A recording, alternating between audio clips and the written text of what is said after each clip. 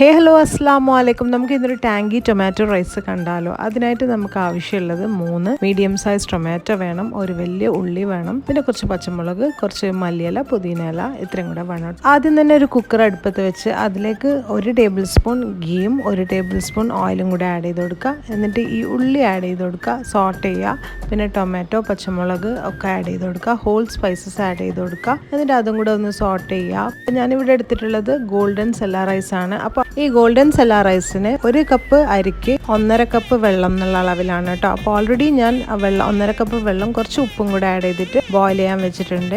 Rice സോട്ടായി വരുമ്പോൾ കുറച്ച് cashew, 1/4 teaspoon മുളക് പൊടിയും 1/4 ടീസ്പൂൺ ഗരം മസാല, മിന്റും കൊറിയാൻഡറും കൂടെ ആഡ് ചെയ്ത് തിളപ്പിച്ച വെള്ളം ആഡ് ചെയ്ത് കൊടുക്കുക. 2 വിസിലടിക്കുക കേട്ടോ.